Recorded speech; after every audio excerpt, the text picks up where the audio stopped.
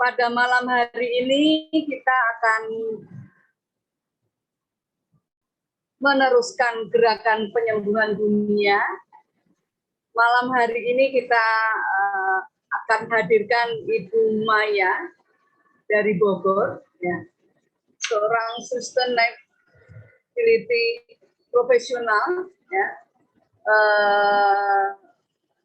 sangat pas dengan tema gerakan penyembuhan dunia, di mana Bu Maya bergerak di kelestarian hidup, kelestarian alam, ya. Betul Bu Maya, ya? Malam hari ini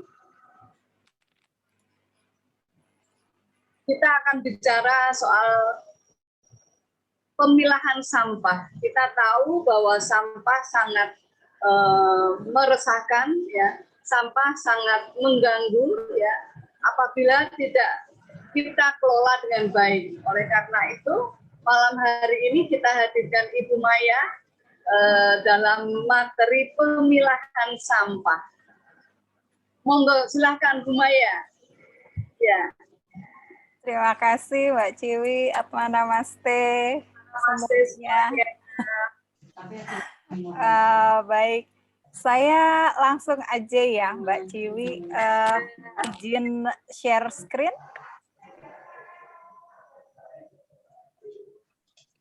Oke, belum bisa. Oke, sudah.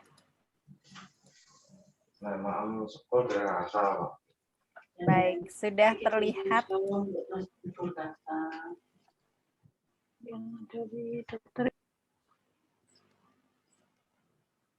Oke, apakah sudah terlihat? Sudah. Dari sini sudah terlihat, Bu Maya. Oke, terima kasih untuk kesempatannya. Hari ini kita akan, seperti yang Mbak Ciwi sampaikan, kita akan bicara soal sampah, tapi khususnya tentang pemilahan. Jadi ini sesuatu yang kelihatannya remeh ya, tapi mungkin nanti saya akan ceritakan dulu di awal kenapa kita perlu memilah sampah. Oke, ini kelihatan kan saya sudah masuk ke slide berikut. Bergerak ya. Oke, terlihat kan ada gambar cotton bud. Terlihat ya. Terlihat. Oke. Jadi yang kiri ini terjadi di Indonesia. Jadi bayangkan apa namanya, kuda laut ya, kuda laut yang biasanya harusnya dia nempelnya di rumput laut, tapi ini nempelnya di cotton bud. Kemudian di sebelah kanan kita melihat betapa ini plastik-plastik ini membuat kura-kura, bayangkan dia sampai perkembangannya tidak normal, dan anjing laut ini luka ya. Nah ini juga di Indonesia, di Wakatobi. Jadi ini tahun berapa ya? 2019 kalau nggak salah. Jadi paus sebesar ini, paus sperma, ternyata di dalamnya itu ada sampahnya 5,9 kg. Dan kalau kita lihat ya, isinya apa? Ada tali rafia, kemudian botol plastik, gelas plastik, sandal jepit, kantong plastik, plastik keras. Nah, kira-kira ini ada nggak yang dari rumah kita nih? Nah, kemudian Indonesia nih, ini Indonesia prestasinya ya, prestasi kedua terbesar, tapi kedua terbesarnya adalah membuang atau menyumbang plastik ke lautan, sampah plastik ke lautan. Datanya mungkin memang masih diperdebatkan, tapi ini sesuatu yang perlu kita perhatikan ya, karena Indonesia dianggap penyumbang sampah terbesar ke laut. Dan yang gambar sebelah kanan ini dari sampah makanan. Sampah makanan juga dianggap Indonesia juga membuang sampah makanan yang sangat besar. terutama dari panen, dari pasca panen, dari panen sampai kemudian diolah itu kita masih membuang sampah yang sangat besar, sampah makanan. Nah, kenapa kita harus peduli soal pemilahan sampah? Ini sekedar saya sampaikan, pengelolaan sampah di Indonesia itu seperti ini. Jadi ada sumber sampah, yaitu rumah kita masing-masing, kemudian dikumpulkan dengan gerobak, dipindahkan ke truk, biasanya masuk dulu ke tempat pembuangan sementara, kemudian diangkut oleh truk ke pembuangan akhir. Ada juga yang dari rumah-rumah itu langsung dibawa oleh truk dengan kondisi truk seperti ini. Nah, ini juga di Indonesia. Jadi gambar sebelah kiri ini pemulung ya. Jadi bayangkan di dekat alat berat ini pemulung-pemulung bekerja. Jadi mereka apa yang mereka lakukan? Mereka mengambil sampah-sampah yang masih bisa dijual ke lapak. Untuk apa dijual? Untuk didaur ulang. Jadi mereka biasanya yang diambil itu yang sampah-sampah plastik PET terutama, kemudian kantong-kantong kresek ini mereka juga ambil. Mereka kumpulkan. Kemudian kanan bawah ini kelihatan ya, sapi-sapi ini di mana? Ini juga di tempat sampah kita. Ini kalau nggak salah gambar di Jogja. Tapi banyak sekali tempat pembuangan akhir yang juga seperti ini. Jadi dilepas karena masih banyak makanan dianggap, tapi kemudian sapi-sapi ini makan, kemudian dijual. Ini berbahaya sekali ya. Ada juga penelitian sudah membuktikan bahwa memang dalam perut si sapi ini adalah plastik dan sebagainya yang sebetulnya berbahaya untuk kita makan.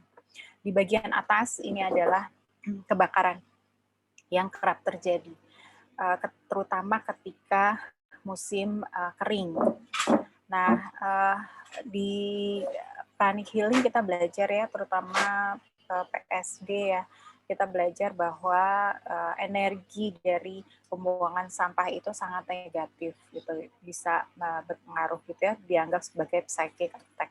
Nah, karena ini yang terjadi memang dahsyat sekali dampaknya. Dan bukan hanya tumpukan yang bertebaran seperti ini, tapi sampah seperti ini yang ditimbun itu dia mengeluarkan namanya air lindi. Air lindi itu terserap ke dalam tanah dan dia tuh beracun, sangat beracun, sifatnya B3, beracun dan berbahaya. Jadi dampaknya luar biasa. Nah, kenapa sampah itu tidak bisa langsung terurai?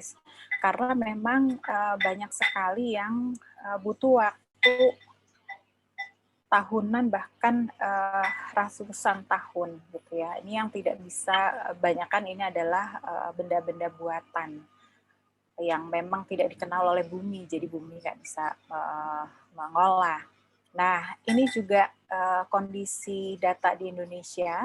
Jadi kita semua, setiap orang di sini tidak bisa mengelak bahwa inilah yang kita hasilkan. Inilah yang kita kontribusikan gitu. Jadi ketika kita melakukan THM, kita memberkati bumi, mungkin bagus kalau kita membayangkan bahwa kita mau memperbaiki apa yang kita sudah lakukan. Mungkin kadang-kadang teman-teman perlu juga suatu waktu berkunjung ke tempat pembuangan akhir sampah masing-masing untuk melihat betapa apa yang kita sudah lakukan merusak bumi. Jadi setiap orang rata-rata menimbulkan sampah itu 0,7 kg per harinya, sehingga per tahunnya itu bayangkan 60 juta ton per tahun untuk 250 juta penduduk di Indonesia. Dan sampai tahun 2019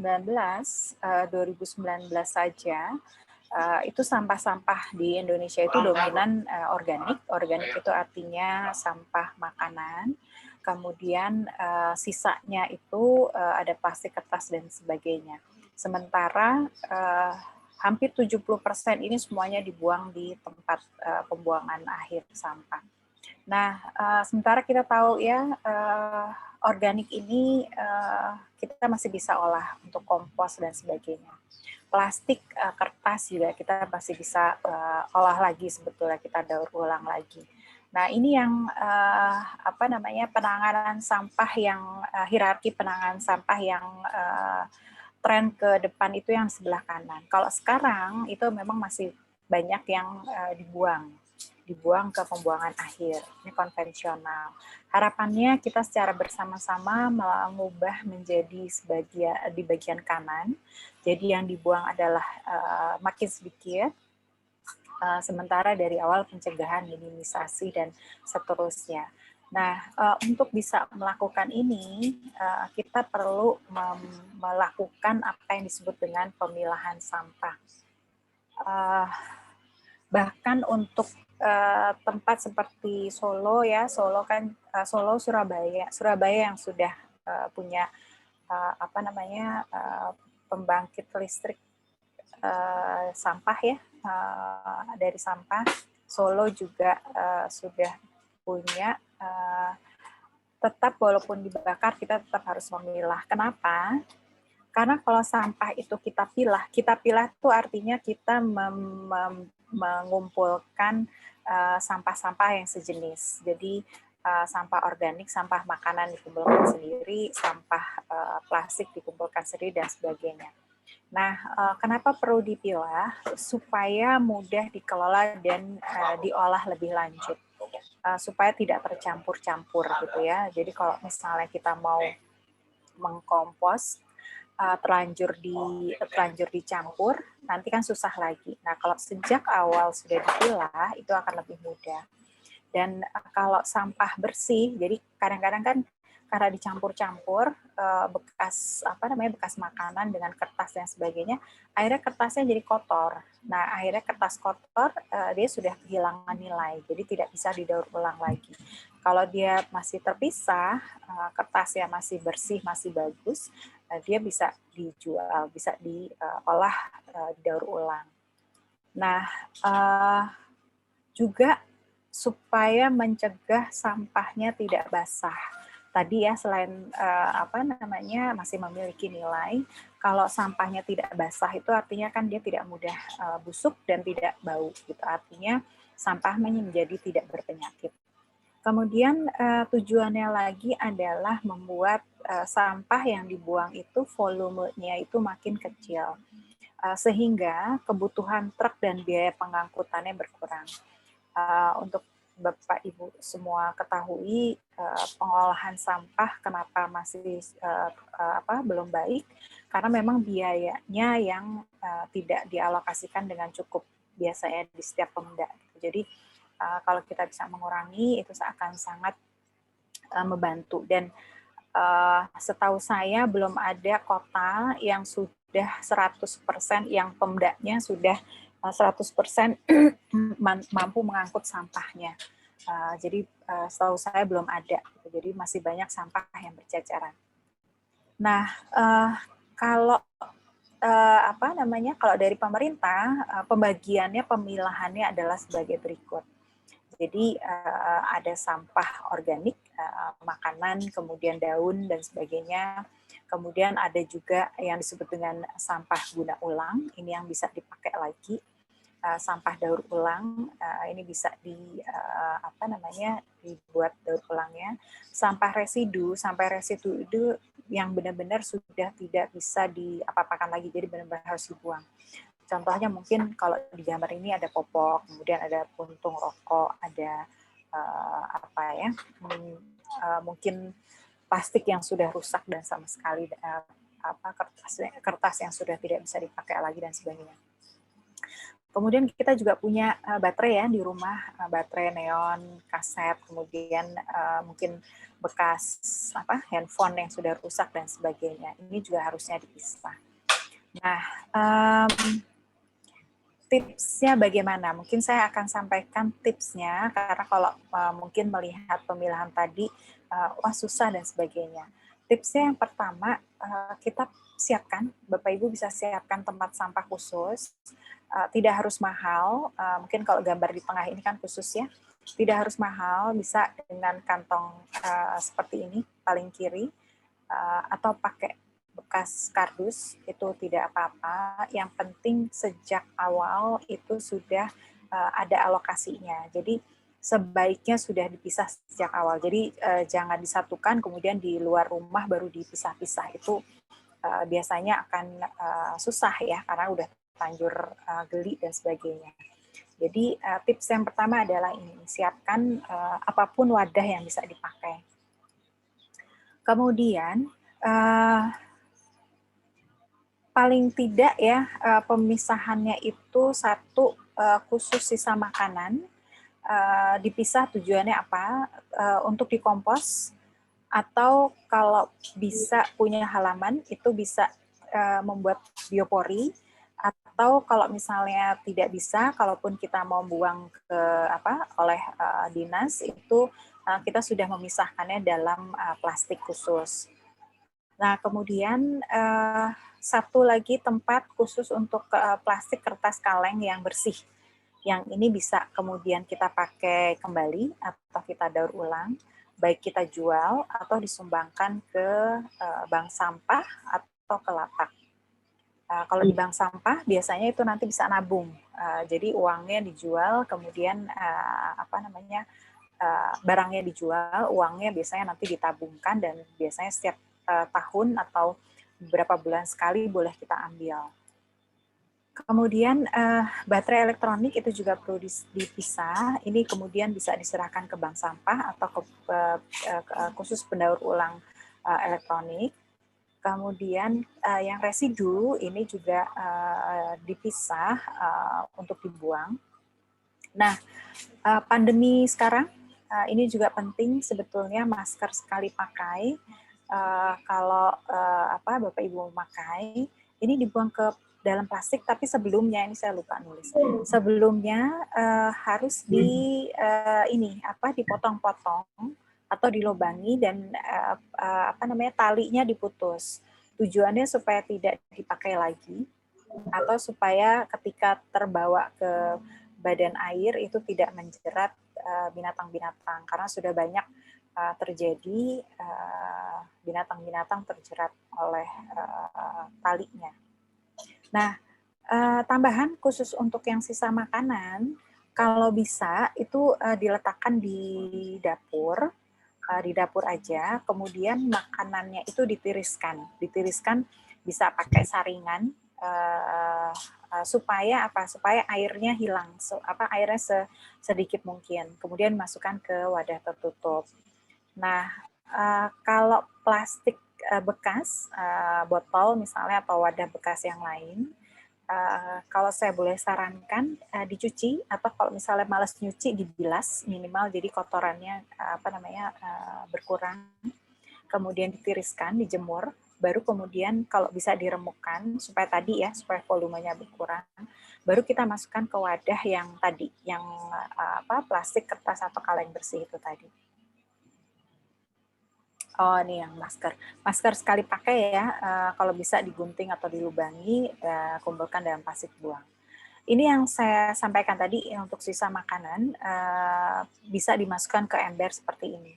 Kalau saya biasa beli yogurt, ada yogurt kemasan yang 1 kilo, itu wadahnya juga seperti ini, bisa dimasukkan ke situ. Penting ditutup rapat supaya karena makanan ya, kadang-kadang tikus dan sebagainya.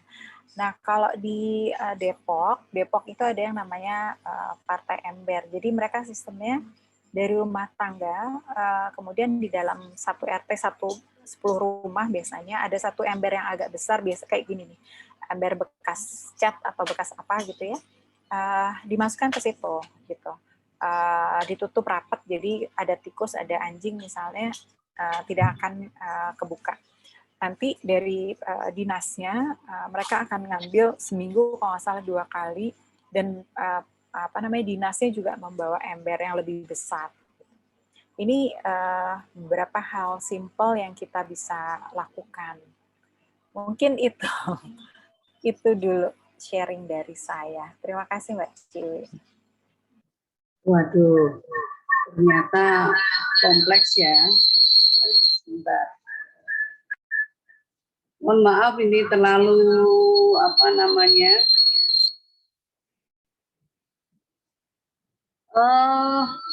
Saya rasa ada yang perlu diulang ya, Bu Maya, tentang bagaimana tips tadi supaya sebelum ada pertanyaan lebih jelas lagi. Bentar saya matikan Zoom-nya dulu.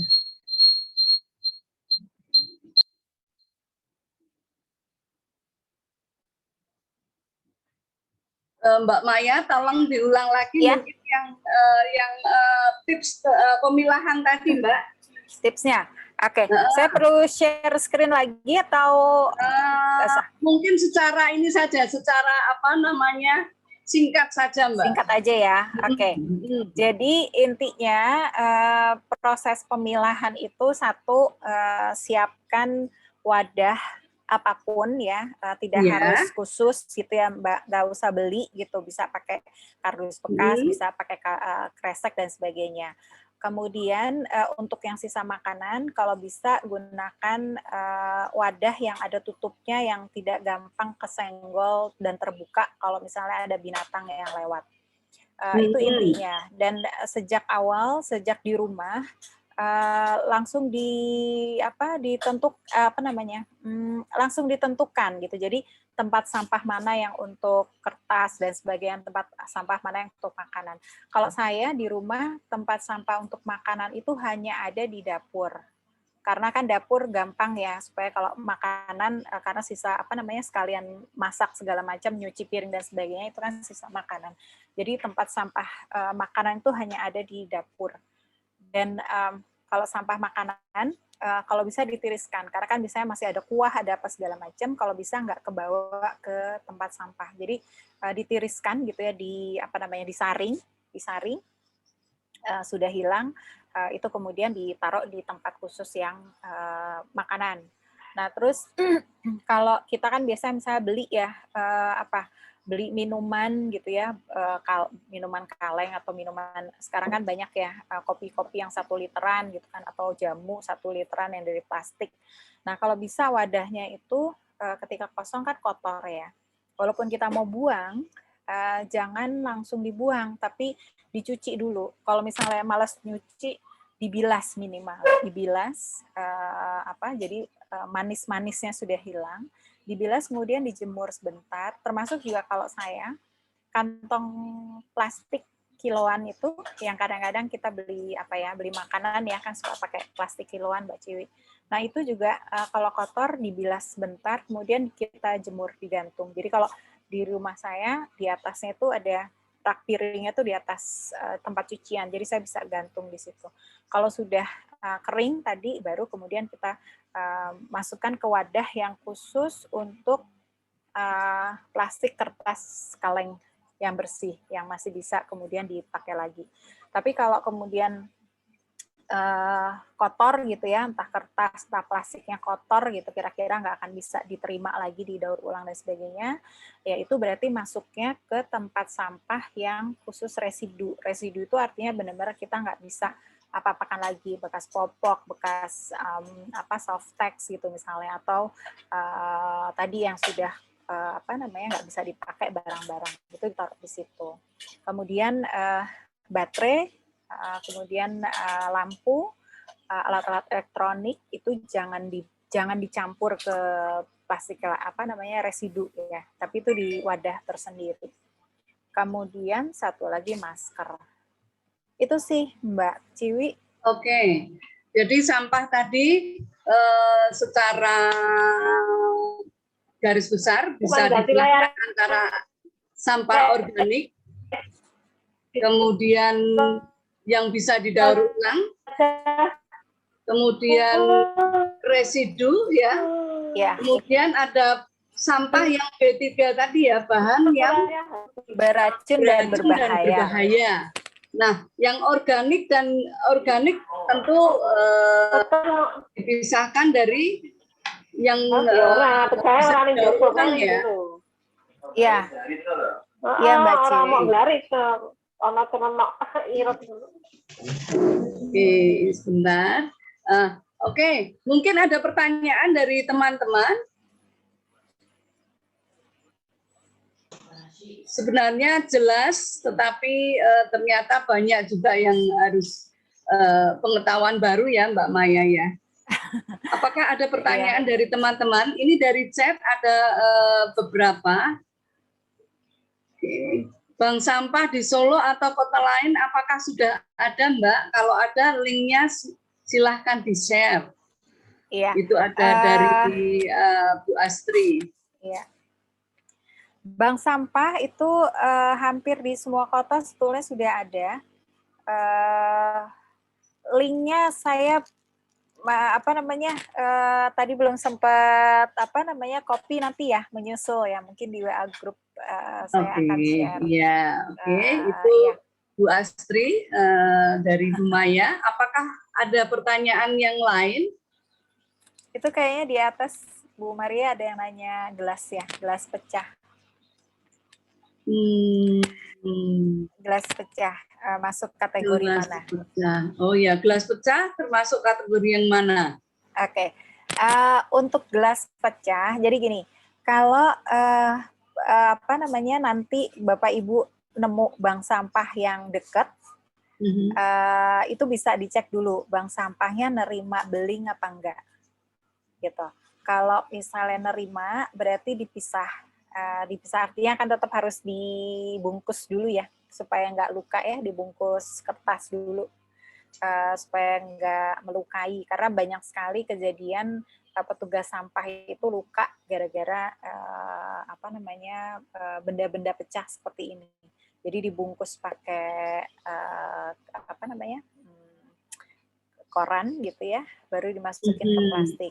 Kalau misalnya bank sampahnya nerima, bisa dikasih ke bank sampah. Kalau misalnya nggak nerima, memang itu mau nggak mau kan masuk ke residu gitu yang dibuang. Masuk ke residu ya. Tapi itu aja, pastikan aja dibungkus dulu pakai kertas koran supaya tidak melukai. Dan kalau saya biasanya ngasih tahu lagi ke tukang sampahnya bahwa ini ada gelas pecah supaya tetap dia aware dan dia pisahkan. Memang kalau kita pisah-pisahkan itu biasanya yang kaca ya, gelas atau kaca ya, memang biasanya tidak diambil ya. Kalau misalnya kalau kita kardus-kardus itu oleh pemulung ya, pengumpul sampah biasanya mereka ngambil. Tetapi kalau gelas itu memang nggak diambil ya, karena termasuk residu ya. Jadi gini, biasanya apa yang diambil pemulung dengan yang diambil bank sampah itu bisa beda, Mbak Ciwi. Karena seringkali kalau yang pemulung dia biasanya benar-benar ngambil yang nilainya tinggi banget.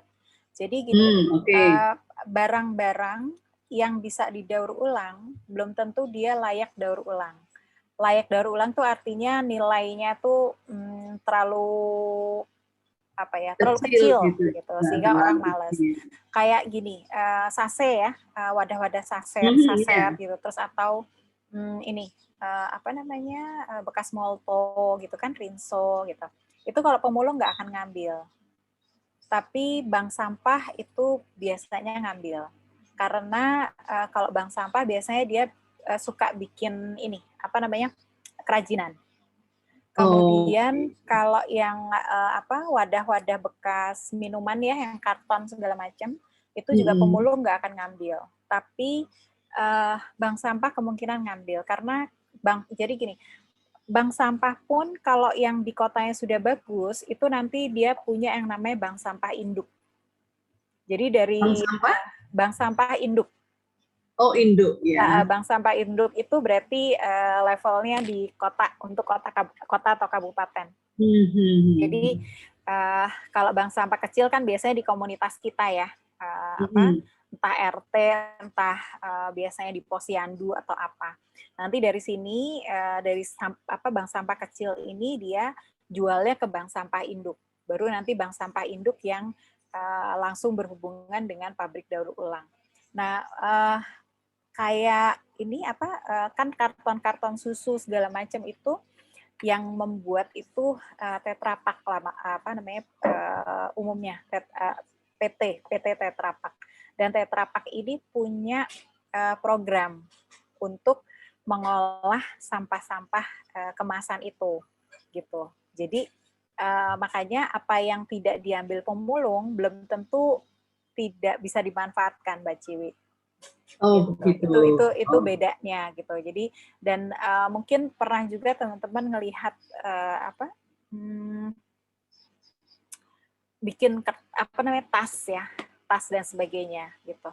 Terus ada sekarang sudah mulai kerajinan tangan itu menggunakan sampah-sampah seperti ini gitu. Jadi entah kaleng yang diremukkan, kemudian atau tutup botolnya dan sebagainya gitu. Jadi itu istilahnya upcycling ya. Jadi menambah nilai seninya gitu. Jadi jadi memang kalau secara plastik molto dan sebagainya itu mungkin memang susah didaur ulang karena dia kan isinya lapis makanya istilahnya multi layer karena lapisan plastiknya itu beda-beda. Jadi gini, daur ulang itu hanya bisa terjadi kalau jenis plastiknya sama, Mbak Ciwi. Kan plastik itu macam-macam, ada yang namanya PET, ada yang PP, PVC gitu ya, macam-macam. Nah itu kalau mau didaur ulang itu harus plastik pun harus dipisah. Jadi ini yang tadi saya jelaskan itu kan pemilahan yang paling gampang banget ya. Nanti kalau kita ke bank sampah itu lebih detail lagi, Mbak Ciwi. Kertas saja macam-macam. Ada karton juga ada karton macam-macam lah, plastik juga macam-macam ya. Tapi kita nggak usah terlalu ribet, nanti biarin aja bank sampahnya yang mikir gitu. Yang penting dari kita sudah memisahkan yang bersih ya. Jadi nanti kalau udah dibawa tuh udah lebih gampang. Nah, kalau misalnya mau nilai lebih tinggi, itu juga ada lagi ceritanya. Jadi kayak misalnya botol aqua gitu ya, botol air mineral. Itu kan biasanya ada labelnya. Nah, itu kalau labelnya kita lepas, kemudian tutupnya juga lepas, kan biasanya kalau aqua sih udah nggak ada cincinnya, kan ada botol, kemudian kalau yang lain kan masih ada cincinnya ya, kalau diputar masih ada cincin yang ketinggalan. Kalau aqua kan udah nggak ada. Nah itu kalau misalnya kita bisa lepas cincinnya, lepas labelnya, itu harganya bisa lebih tinggi, Mbak Ciu. Termasuk kalau sampah gelas ya, gelas air minum dalam kemasan, kan tutupnya itu kalau kita kadang-kadang kan buka sedikit ya, dibuka sedikit tok gitu, terus kita minum udah gitu. Nah kalau kita lepas sama sekali, itu juga harganya jadi naik. Oke, mungkin ada pertanyaan dari teman-teman ini, Bu Maya. Apakah ada teman-teman yang mau bertanya? Ada Mbak Ciwi. Ya, gimana Mbak Astri? Terima kasih Mbak Maya. Ya. Untuk biopori itu yang bisa dibuang ke biopori itu apa saja? Apakah sisa makanan pun seperti itu bisa dibuang ke biopori, Mbak? Oke. Kalau biopori bisa. Jadi kalau biopori itu sisa makanan, kemudian daun-daunan bisa, dan daging pun bisa. Karena kan gini, kadang-kadang kalau kompos itu, apalagi kalau kita mau komposnya pakai cabai dan pakai cacing dan sebagainya, atau pakai untuk fermented ya, fermented animals ya. Kadang-kadang kan cabai nggak boleh masuk gitu kan. Terus daging nggak boleh masuk karena dia takut busuk dan sebagainya. Kalau untuk biopori bisa masuk semua. Cuma memang kalau saya boleh menyarankan dipotong-potong dulu. Jadi kalau biasanya saya di dapur itu suka saya potong-potong lagi gitu. Termasuk kalau misalnya sisa makanan ya, misalnya kita bikin masak kangkung gitu kan, biasanya batangnya masih segini sisanya ya.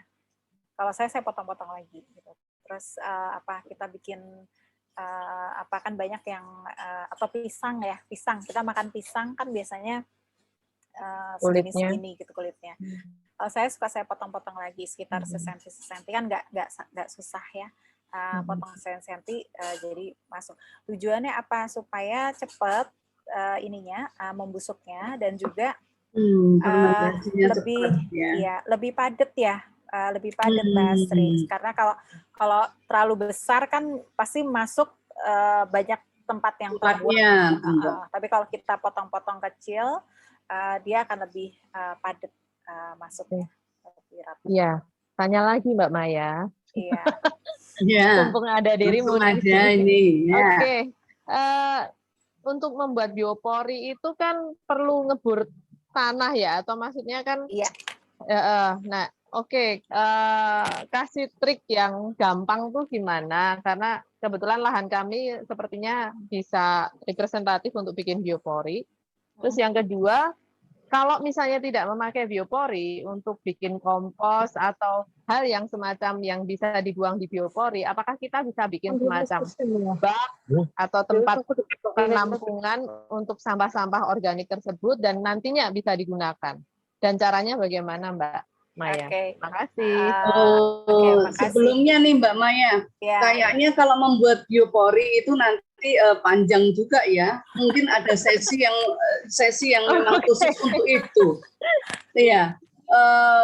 Mungkin kalau malam hari ini kita batasi dulu aja untuk memilah-milah bagaimana Mbak Astri ya. Karena musiknya nanti aku WhatsApp Mbak Maya sendiri, Bu. Enggak, kita pasti punya program di mana kita akan mensosialisasi bagaimana membuat biopori. Begitu Mbak Maya mungkin ya, nggak cukup kali waktunya ya. Boleh Mbak Ciwi, karena memang kalau dengar penjelasan saya kan kesannya gampang ya. Tapi mungkin Mbak Ciwi kita bisa bikin challenge kali ya Mbak Ciwi. Buat teman-teman di sini, kira-kira mau mulai memilah apa, karena ini kan juga proses proses gitu. Mungkin saya sendiri juga nggak langsung memilah seperti itu. Jadi yang pertama saya lakukan itu yang penting saya sudah memisahkan makanan dengan yang lain, gitu. Itu yang saya lakukan. Kalau yang lain, yang penting bersih.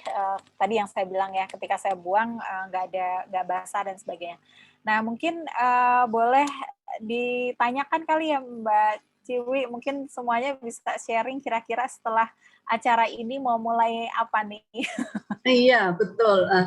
Tapi pertanyaan dari saya nih Mbak Maya. Iya. Kadang kita sudah memilah-milah, tetapi ketika Pak sampah mengambil itu juga dicampur jadi satu begitu. Pernah juga kami beberapa kali juga melihat di bandara itu ya sudah terpilah-pilah antara plastik, organik ya. Ada 3 ya biasanya itu. Tapi pengambil sampah ya itu memasukkan semuanya aja jadi satu. Nah itu bagaimana Mbak Maya? Apakah baik? Iya Mbak Ciwi, ini memang menjadi keluhan banyak orang. Tapi kalau menurut saya itu bukan menjadi alasan untuk kita tidak melakukan pemilahan. Karena gini, pertama tujuan memilah sampah itu kita harus tahu ya gitu loh, bahwa kita ingin membuat supaya sampah yang kita hasilkan ini masih punya nilai gitu kan, supaya bisa dipakai lagi. Nah ketika kalaupun misalnya nih dicampur lagi Mbak Ciwi, dicampur itu kan juga biasanya petugas itu ketika kita membuang sampah kita dalam plastik-plastik gitu ya, biasanya kita dalam plastik, petugas itu kan nggak akan membuka plastik kita, dia akan tetap ngambil gitu aja kan, dia ambil dimasukin ke truknya, kemudian dari truk dia buang. Nah minimal ketika misalnya kemudian entah di TPS atau di TPA-nya kemudian ada pemulung yang memungut apa segala macam, kita sudah mengumpulkannya gitu loh Mbak Ciwi, kita sudah mengumpulkannya sehingga ketika pemulung melihat, dia juga akan ngambil. Atau kadang-kadang sebelum sampai ke petugas kan kita suka naruh di tempat sampah di depan rumah ya misalnya gitu. Nah itu juga pemulung misalnya ada yang datang, mereka nggak ngaduk-ngaduk sampah kita gitu. Jadi udah jelas gitu. Ini sudah sudah dia tinggal ambil. Nah kalau tadi misalnya keambil oleh petugas sampah, masuk truk dan sebagainya masih tercampur lagi, itu tadi tetap kalau menurut saya kita sudah berkontribusi ke sana. Dan sekalian kita berlatih disiplin ya kalau menurut saya. Termasuk juga kayak misalnya di Solo kan juga akan ada PLTSA ya, pembangkit listrik tenaga sampah. Itu orang kan mikirnya buat apa dipisah, kok nanti juga dicampur, dibakar semua gitu. Sebetulnya akan beda. Jadi gini, ketika kan sampah itu kita sebetulnya nggak boleh bakar gitu. Jadi kita nggak boleh bakar sampah, terutama plastik. Terutama plastik yang mengandung PVC, karena apa? C-nya itu klor itu yang menyebabkan racun, namanya dioksin sama furan.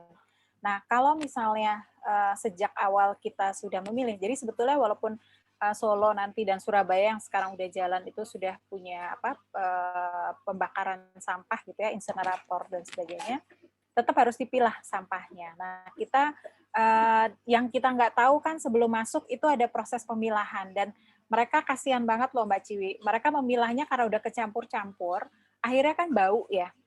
Bau gitu dan sebagainya gitu. Jadi kalau menurut saya kita perlulah mengurangi beban petugas sampah dan sebagainya, dan melatih disiplin kita juga ya, dan memastikan bahwa sebanyak mungkin kita bisa selamatkan lah. Kalaupun misalnya kita belum ketemu bank sampah, itu tadi kalau menurut saya kita tetap tetap adalah kontribusi yang kita tetap bisa lakukan, Mbak Ciwi. Oke, berarti sedikit apapun ya, seberapapun yang kita lakukan sebenarnya dengan memilah sampah itu memberi kontribusi kita untuk kelestarian alam ya, Mbak Maya ya. Iya, dan tadi kalau di slide kan saya juga sempat menyampaikan ya, paling banyak itu sebetulnya sekitar 70-80% itu memang yang sampah organik sebetulnya Mbak Ciwi. Dan sampah organik begitu, berarti artinya sebenarnya kalau itu diolah tidak sangat membantu ya? Sangat membantu. Sangat membantu. Yang 60% tadi bisa diolah lagi ya Mbak ya? Iya, yang 70% ya, minimal 70% yang 70%. organik ya. Organik itu tadi kan berarti makanan dan sebagainya.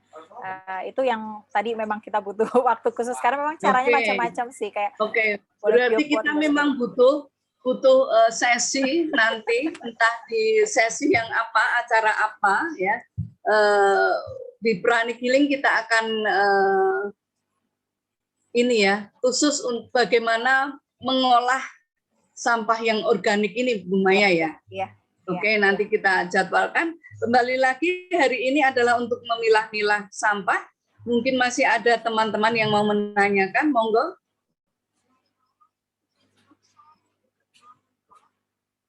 Kalau ininya menarik, ternyata nggak cukup ya 1 jam ya. Ya. Monggo, mari silakan. Apakah ada yang non-Pranic Healing ini? Monggo silakan yang akan sharing atau akan menanyakan. Waktunya masih ada beberapa menit.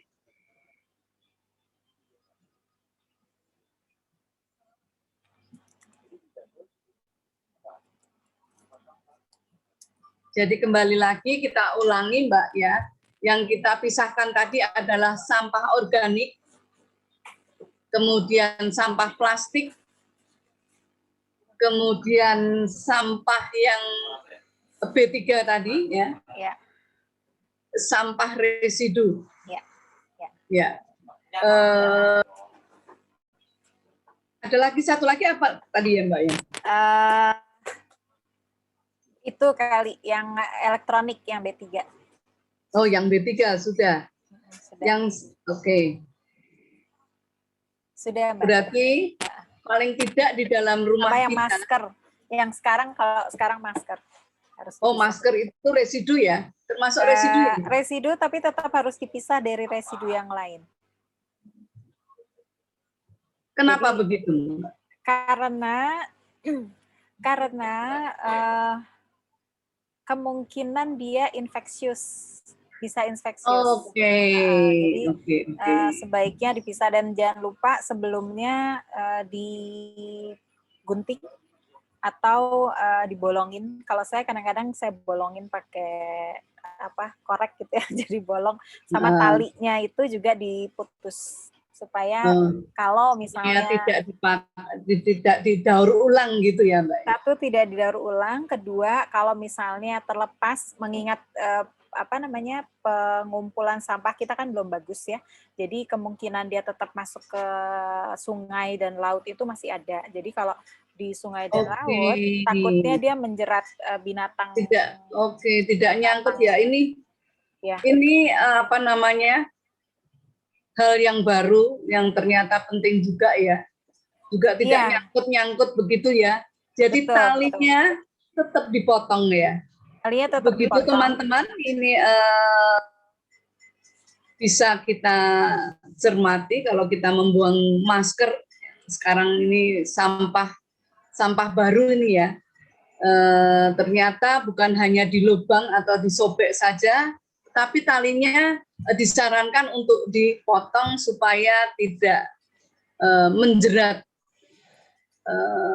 binatang ya, atau mungkin tidak menyangkut begitu ya kalau ada di sungai begitu, Mbak. Karena sekarang sudah banyak, cuma saya tadi nggak sempat nyari gambarnya, tapi kalau kita mau searching itu sudah banyak, Mbak Ciwi. Gambar yang kayak tadi yang saya sampaikan kan, yang tadi anjing laut dan kura-kura itu sudah terjerat. Nah, kalau yang itu yang lama sebelum pandemi. Kalau yang pandemi sekarang soalnya udah mulai banyak gambar yang terjeratnya sama masker. Tali banyak yang terjerat sama masker. Oke, terima kasih. Masih ada yang lain lagi? Kayaknya di chat ada. Oke, yang di chat ya. Kita dengar. Sayang sekali ya, di Solo tidak ada komunitas Buddha Tushi seperti di Jakarta. Plastik bisa didaur ulang jadi selimut. Ya, kalau daur ulang sebetulnya bukan cuma Buddha Suci aja yang bikin. Sebetulnya sekarang sudah banyak.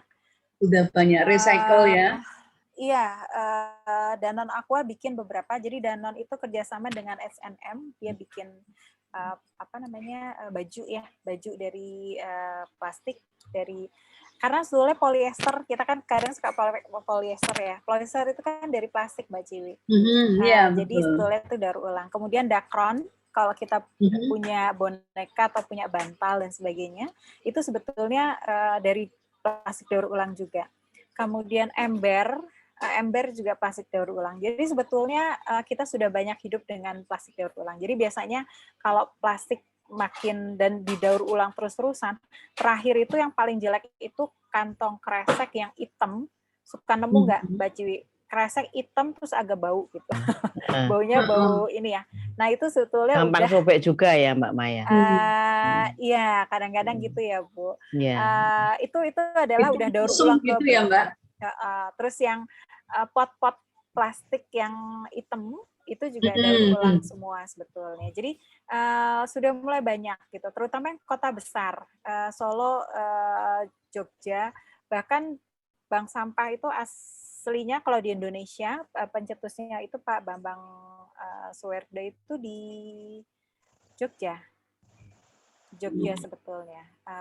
Solo harusnya juga ada. Nanti saya ini ya, karena tadi saya nyiapin materinya Ya, Mbak, tolong infonya ya, Mbak ya. Nanti saya info ya. Bank sampah ya. Bank sampah sama ini di Solo. Oke, masih ada pertanyaan lagi kah? Kalau yang paling bagus memang di Malang. Malang itu mereka punya bank sampah itu bahkan sudah menghasilkan, membiayai sendiri.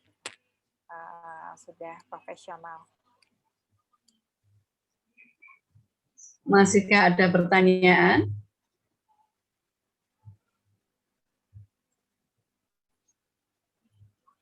Menarik ya. Tapi kalau boleh nih, apakah Pak Dodi ada di sini ya? Termasuk ya kalau misalnya kita habis bikin acara ya Mbak Ciwi, kan kadang-kadang kita makan nasi box ya. Kalau bisa difasilitasi ada apa nanti masing-masing bisa memisahkan. Jadi sisa makanan itu dimasukin satu wadah dulu. Kemudian nanti plastiknya kan dalamnya bisa ada plastik. Itu pasti nggak bisa langsung dipisah. Nah, sisanya karton gitu. Jadi supaya kartonnya nggak kotor. Kalau misalnya masih sisa makanan dicampur, ditumpuk kan kotor ya jadinya ya. Itu juga bisa membantu banget Mbak Ciwi. Gitu. Jadi kita juga bisa mulai di acara-acara kita ya masing-masing. Jadi kardusnya disendirikan, kemudian sisa makanannya disendirikan, gitu ya. Tadi kami dengar juga ada chat ini sebentar. Iya, Tante. Bang bantu jawab dari Pak Budi ya. Bank sampah di masing-masing kota bisa dicari via Google. Ya, oke, mungkin kita bisa secara pribadi juga mencari dengan Google ya. Iya. Tidak cuma memang ya betul. Coba nanti jangan kecewa ya, kadang-kadang namanya ada tapi dia nggak jalan karena memang atau mungkin sebetulnya kita bisa bikin juga di tempat masing-masing. Karena memang untuk mengerjakan ini kan setengah mati ya Mbak Ciwi. Kadang-kadang tuh orang mengumpulkan tuh kotor dan sebagainya sehingga si bank sampahnya harus nyuci gitu kan. Nah makanya tadi yang saya bilang ketika kita memilah dari awal kalau ada bekas apa segala macam kita bilas lah minimal kalau nggak mau nyuci pakai sabun ya supaya bilas dan kita keringkan supaya nilainya lebih tinggi gitu membantu juga prosesnya. Ini ada pertanyaan lagi Bu Maya, kalau styrofoam dimasukkan ke sampah apa ya Mbak dari Bu Astri? Styrofoam itu ada dua ya, ada yang ini mungkin yang wadah ya Mbak Astri ya. Yang wadah karena betul. Karena kalau yang balok itu biasanya masih ada yang bisa daur ulang. Yang styrofoam itu memang jarang banget yang bisa daur ulang gitu. Jadi sama kalau misalnya kita nemu bank sampah dan dia nerima kita bisa pisahin. Kalau misalnya enggak terpaksa memang kita masukin ke residu. Kalau pengalaman kami styrofoam itu diberi bensin itu jadi lem ya Mbak? Ada ya Mbak? Bisa jadi lem. Ya. Lem. Biasanya jadi lem yang styrofoam yang tebal Mbak, yang apa? Yang balok-balok itu ya? Bukan yang buat packing Mbak, buat packing ya? Buat packing, ya buat packing. Kalau yang karena sebetulnya kalau nggak salah, sebetulnya untuk makanan itu namanya bukan styrofoam. Apa sih jenisnya? Mbak Devina mungkin tahu. Saya lupa. Nah, makanya memang jadi beda. Dia terlalu ada katanya yang mendaur ulang tapi jarang banget gitu dan sekarang makin susah. Jadi itu sih kalau tips saya kalau misalnya memang nggak ada bank sampah yang terima atau lapak yang terima ya terpaksa kita masukkan ke residu masih. Jadi ketika kita membuang makin lama makin kan ini juga tergantung sama kayak misalnya gini, kalaupun kita misalnya ketemu bank sampahnya bisa aja dia nggak bisa menerima semua seperti yang saya ceritain ya, sampai ke saset, sampai ke bahkan minyak jelantah jangan lupa ya, minyak goreng itu juga jangan dibuang, karena kan seringkali dibuang ke ini ya, ke tempat cucian ya. Nah itu juga minyak jelantah juga bisa didaur ulang, jadi dikumpulin itu juga nanti bisa dicari lapak. Iya Mbak Maya, minyak jelantah saya bekas masak di warung itu dibeli oleh seseorang, katanya untuk pengganti di kapal mesin itu loh Mbak Maya, di nelayan dipakai nelayan itu katanya pakai jelantah itu, tapi mungkin diproses lagi mungkin. Oh iya, memang biasanya diproses lagi untuk jadi biodiesel. Oh jadi biodiesel. Ada juga yang pakai buat ini Bu, buat bikin sabun. Sabun? Oke. Masih ada beberapa yang dicek ternyata. Ini jamnya sebenarnya sudah habis, tapi masih ada ini dari Bu Laksmi ya. Ada perusahaan startup namanya Octopus yang sempat disebut oleh World Economic Forum. Dia membuat aplikasi untuk pemulung. Bentar. Untuk pemulung atau untuk bank sampah? Untuk pemulung ini. Untuk pemulung. Kemudian ini ada dari Bu Hendrika. Saya habis searching sampah masker. Saya masukannya pakai masker kain, ya bisa dicuci ulang. Tapi suatu hari saya ke rumah sakit, tetapi pihak rumah sakit mewajibkan masker medis. Saya pikir sampah masker ini menambah masalah sampah lagi ya. Ya, ini Ya,